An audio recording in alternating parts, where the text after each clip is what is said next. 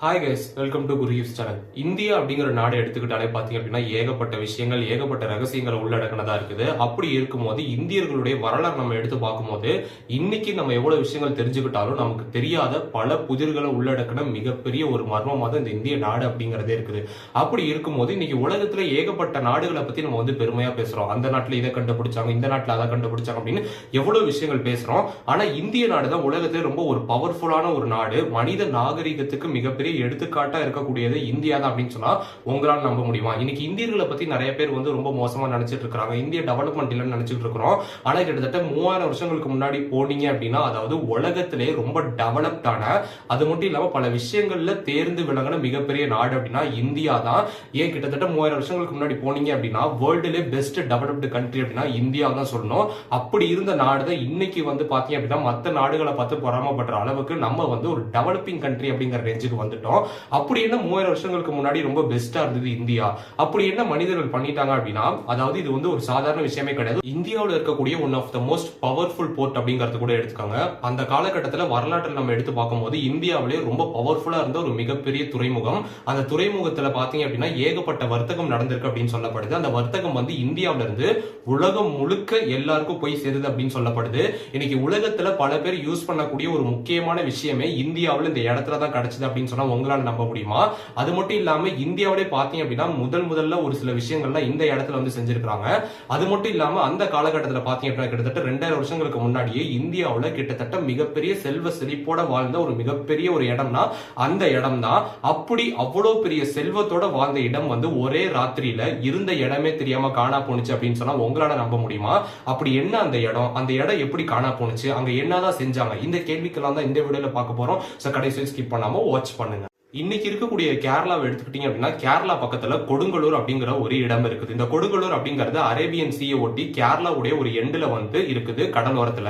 இப்படி இருக்கக்கூடிய இந்த கொடுங்கலூர் அப்படிங்கிற இடத்துக்கு கிட்டத்தட்ட 3000 வருஷத்துக்கு முன்னாடி நம்ம போகும்போது இந்த இடம் கொடுங்கலூரா கிடையாது. இது முசிரிஸ் அப்படின்னு சொல்லப்படக்கூடிய ஒரு இடமா இருந்திருக்கு. முசிறி அப்படிங்கறது கூட வச்சுக்கலாம். இந்த முசிறி அப்படிங்கிற இடத்தை பத்தி தான் இந்த வீடியோல பார்க்க போறோம். இந்த முசிறி அப்படிங்கிற இடம் என்னது? இந்த இடம் தான் பாத்தீங்க அப்படின்னா மொத்த இந்தியாவிலேயே ஒரு பவர்ஃபுல்லான ஒரு துறைமுகமா இருந்திருக்கு அப்படின்னு சொன்னா உங்களால நம்ப முடியுமா? இந்த இடம் எப்படி உருவானது, யாரால உருவாக்கப்பட்டது அப்படின்னா இதோடைய வரலாறு நம்ம பார்க்கும்போது கிட்டத்தட்ட 3000 வருஷம் பழமையானது அப்படின்னு சொல்லப்படுது. 3000 வருஷங்களுக்கு முன்னாடி பழங்கால இந்தியர்கள் பாத்தீங்க அப்படின்னா இந்த இடத்துல பலவிதமான வர்த்தகங்கள் நடத்தினதா சொல்லப்படுது.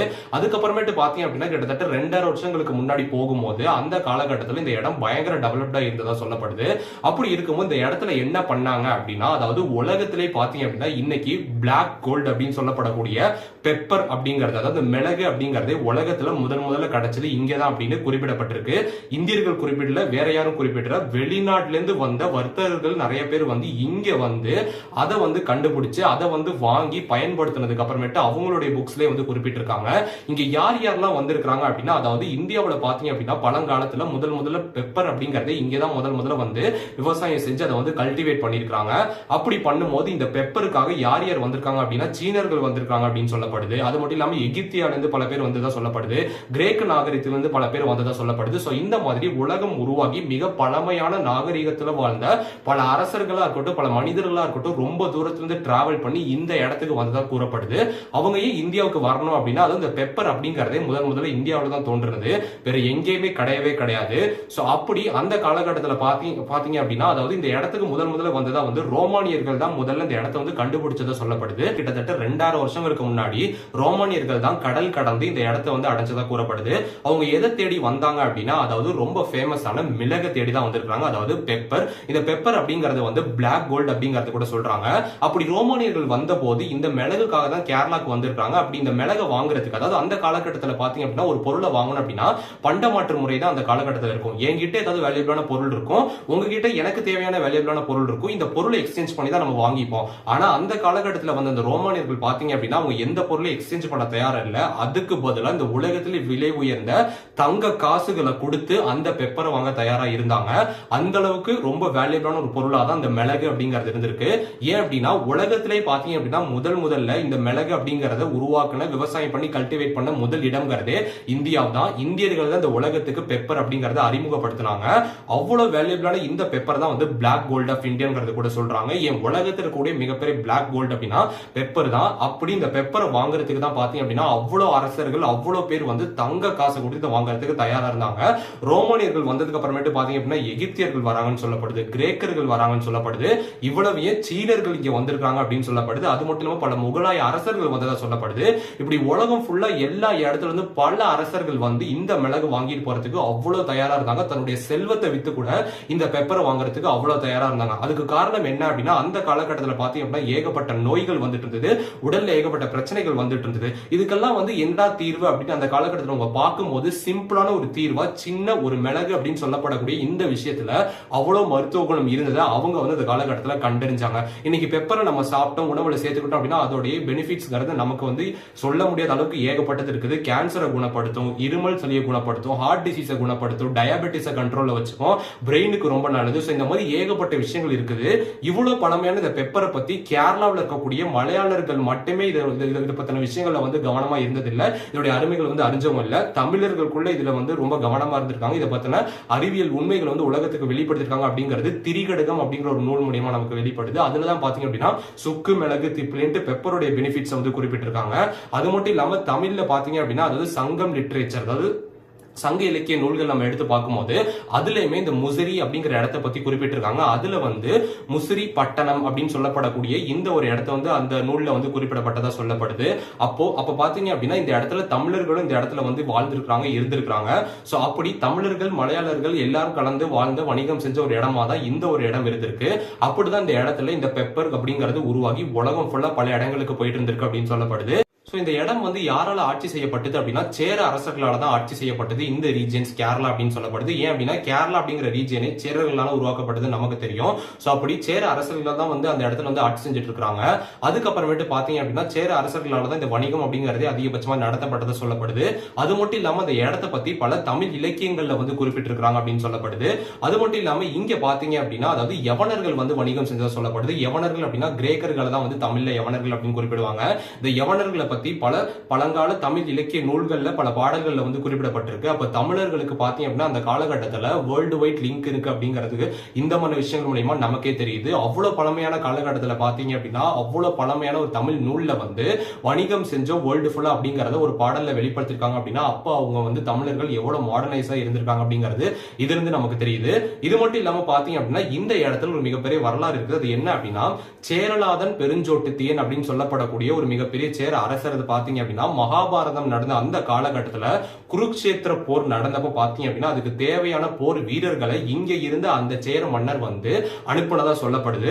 மகாபாரத போர் அப்படிங்கிறது கிட்டத்தட்ட 5000 வருஷங்களுக்கு முன்னாடி நடந்ததா வரலாறு இருக்குது. சோ அப்படி இருக்கும்போது அவ்வளவு பழமையான காலகட்டத்திலையும் இங்க எவ்வளவு மாடர்னா இருந்திருக்காங்க, எவ்வளவு பவர்ஃபுல்லா இருந்திருக்காங்க அப்படிங்கிறது நமக்கு தெரியுது. சோ இந்த பண்ண விஷயங்கள்லாம் உலகத்துல எந்த மூலையிலுமே கிடையாது. ஆனா இந்தியாவில இப்படி ஒரு வரலாறு இருந்திருக்குங்கிறதே நிறைய பேருக்கு தெரியறது கிடையாது. சோ இது மட்டும் இல்லாம பாத்தீங்க அப்படின்னா ராமாயணத்துல இந்த இடம் முசிறி அப்படின்னு சொல்லப்படக்கூடிய இந்த இடம் வந்து இடம்பெற்றிருக்கு. ராமாயணத்துல சொல்லப்படக்கூடிய சுக்ரீவன் அப்படிங்கிற ஒரு கேரக்டர் வந்து சுக்ரீவன் அப்படிங்கிறவர் தான் குரங்கு தலைவன் அப்படிங்கிறது கூட, வானர தலைவன் அப்படிங்கிறது கூட சொல்லலாம். அவரு பாத்தீங்க அப்படின்னா ஹனுமனுக்கு அவருடைய படைகளை வந்து அனுப்புனதாகவும் இந்த இடத்துல இருந்தா அப்படிங்கிறதும் குறிப்பிடப்படுது.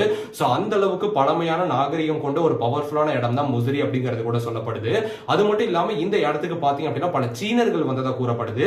அது மட்டும் இல்லாம இந்த இடத்தை பத்தி நம்ம பேசுறதுக்கு முக்கியமான விஷயம் என்ன அப்படின்னா இந்த இடத்துல தான் வந்து இந்தியாவுல பழங்கால அந்த ரிலிஜியன்ஸ் அப்படிங்கிறது உள்ள வந்தது. பழங்கால மதங்கள் வந்து இங்கதான் வந்தது. அதாவது இஸ்லாமிய மதமா இருக்கட்டும், ஜூஸ் அப்படின்னு சொல்லப்படக்கூடிய யூதர்களா இருக்கட்டும், இந்த மாதிரி வெளிநாடுகள்ல இருக்கக்கூடிய பல மதங்கள் வந்து இது வழியாக இந்தியாவுக்குள்ள ஊடுருவனதா சொல்லப்படுது.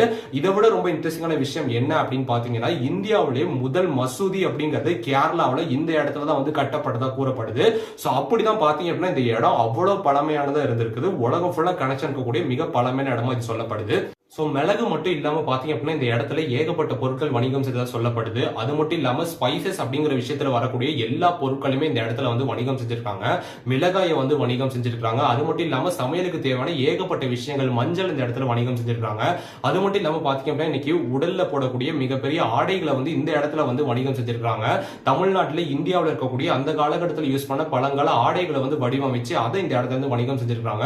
சோ இந்த மாதிரி விலை உயர்ந்த பொருட்கள் ஏகப்பட்ட விஷயங்கள், தங்கமா இருக்கட்டும், வெள்ளியா இருக்கட்டும், இந்த மாதிரி ஏகப்பட்ட விஷயங்கள் அந்த காலகட்டத்தில் அணியக்கூடிய விலை உயர்ந்த ஆபரணங்களை வந்து இந்த இடத்துல வந்து வணிகம் செஞ்சிருக்காங்க அப்படின்னு சொல்லப்படுது.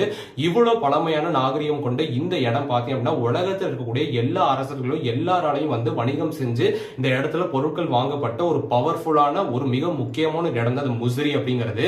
ஆனா இதை பத்தி நம்ம வந்து ஹிஸ்டரியிலயோ எந்த ஒரு விஷயத்திலையும் நம்ம வந்து தெரிஞ்சுக்க தவறிட்டோம். இந்தியாவில் உருவான முதல் பவர்ஃபுல்லான உலக புகழ்பெற்ற வணிகம் செய்யக்கூடிய முதல் போர்ட் அப்படின்னா முசிறி அப்படின்னு தான் சொல்லி ஆகணும். சோ அப்படி இருக்கும்போது பாத்தீங்க அப்படின்னா அந்த முசிறி அப்படிங்கிறது சுவடே இல்லாம அழிஞ்சு போனுச்சு அப்படின்னு சொன்னா உங்களால நம்ப முடியுமா? அந்த காலகட்டத்தில் இவ்வளவு வணிகம் செஞ்சிருக்காங்க அப்படின்னா இன்னைக்கு இதோட மதிப்பு கிட்டத்தட்ட லட்சம் கோடிக்கு மேல போகும். அவ்வளவு வேல்யூவா இருக்கும்போது அவ்வளவு விஷயங்கள் இருந்த இப்படி ஒரு இடம் வந்து எப்படி அழிஞ்சது அப்படிங்கிறது யாருக்குமே தெரியாது. ஆனா ஒரு மிகப்பெரிய கடல் சீற்றத்தினால இந்த முசிறி அப்படிங்கிறது அழிஞ்சு போனதா கூறப்படுது.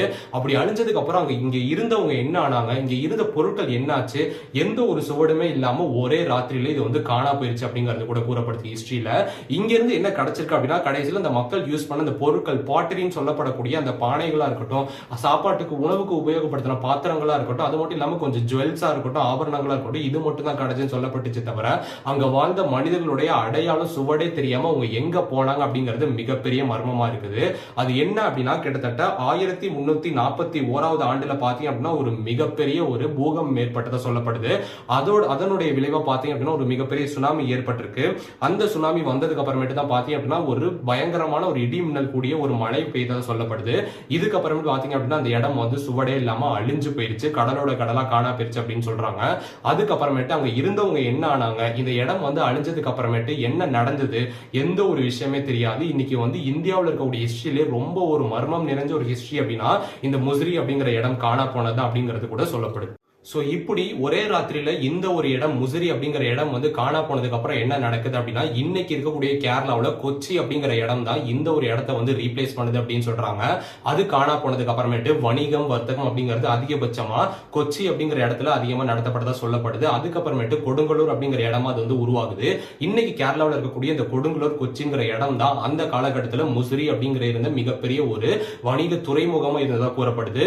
சோ இப்படி ஒரே ராத்திரியில காணா போன இந்த போர்ட் வந்து அதுக்கப்புறமேட்டு என்ன நடந்தது அப்படிங்கிறது யாருக்குமே தெரியாது. அதுக்கப்புறமேட்டு பாத்தீங்க அப்படின்னா இந்த போர்ட் காணா போனதுக்கு அப்புறம் சீனர்கள் இந்த இடத்துக்கு வராங்க. சீனர்கள் வந்து இந்த கொல்லம் அப்படின்னு சொல்லப்படக்கூடிய இந்த இடங்களா இருக்கட்டும், அது மட்டும் இல்லாம கொச்சி அப்படின்னு சொல்லப்படக்கூடிய இந்த இடங்கள்ல வந்து வணிகம் செஞ்சதா கூறப்படுது. சீனர்கள் அவங்களுடைய புக்ஸ்ல அவங்களுடைய லிட்டரேச்சர்ல இதை பத்தி குறிப்பிட்டிருக்காங்க. அவங்க டிராவல் பண்ணி இந்த இடத்துல வணிகம் செஞ்சு இந்த இடத்துல பெப்பர் கிடைச்சதாகவும் குறிப்பிடப்பட்டிருக்கு. சோ இப்படி இவ்வளவு பவர்ஃபுல்லான அவ்வளவு லட்சம் கோடிக்கு சொந்தக்காரரான இந்த ஒரு இடம், அவ்வளவு மக்கள் வாழ்ந்த இந்த ஒரு இடம் பாத்தீங்க அப்படின்னா ஏகப்பட்ட ஆபரணங்களா இருக்கட்டும், ஏகப்பட்ட செல்வங்களா இருக்கட்டும், எல்லாம் இருந்த இந்த ஒரு இடம் வந்து ஒரே ராத்திரியில காணா போனுச்சு அப்படின்னு சொன்னா இது எப்படி நம்ப முடியற மாதிரியே இல்ல. ஆனா அங்க இருந்த மக்கள் என்ன ஆனாங்க, அவங்களுக்கு என்ன ஆச்சு, ஏன் இந்த இடம் வந்து இப்படி அழிஞ்சு போனது அப்படிங்கிறதுக்கான தெளிவான ஒரு விடைங்கிறது இன்னைக்கு வரைக்கும் யாருக்குமே கிடையாது. ஆனா இப்படி ஒரு இடம் வந்து இருந்திருக்கு, இந்த இடத்துல வணிகம் செஞ்சிருக்காங்க அப்படிங்கறது ஹிஸ்டரியில இந்தியர்கள் குறிப்பிடல. அது மட்டும் இல்லாம வெளிநாட்டுல இருந்து வந்த பல வெளிநாடு வணிகர்கள் வந்து அவங்களுடைய புக்ஸ்ல அவங்களுடைய ஹிஸ்டரியில இந்தியாவில் இப்படி ஒரு இடம் இருந்தது, இங்க வந்து வணிகம் செய்யப்பட்டது அப்படின்ட்டு இந்தியாவுடைய பெருமையை அவங்களுடைய புக்ஸ்ல வந்து குறிப்பிட்டிருக்காங்க. சோ இப்படி இருக்கும்போது இந்த இடம் இப்படி காணா போனுச்சு அப்படின்னு சொல்லும் போது இது இந்தியாவிலே தீர்க்கப்படாத மிகப்பெரிய மர்மமா இருந்துட்டு இருக்கு அப்படிங்கறது கூட தெரிஞ்சுக்கோங்க. சோ இதை பத்தி நீங்க என்ன நினைக்கிறீங்க அப்படிங்கறத கமெண்ட் பண்ணுங்க. ஒரே ராத்திரியில ஒரு ஊரே காணா போயிருச்சு அப்படின்னு சொன்னா அது எவ்வளவு பெரிய விஷயமா இருக்குது அப்படிங்கிறது நமக்கு கேட்கும் போது ரொம்ப ஒரு ஆச்சரியமான விஷயமா தான் இருக்குது. சோ இந்த மாதிரி இன்ட்ரெஸ்டிங்கான இன்ஃபர்மேஷன் தெரிஞ்சுக்கணும், வேற எதை பத்தி எல்லாம் பேசலாம் அப்படிங்கறதையும் கமெண்ட் பண்ணுங்க. இந்த மாதிரி இன்ட்ரெஸ்டிங்கான வீடியோஸ் தெரிஞ்சுக்கிறப்ப குரு யூடியூப் சேனல் சப்ஸ்கிரைப் பண்ணுங்க, ஃபாலோ பண்ணுங்க. தேங்க்ஸ் ஃபார் வாட்சிங்.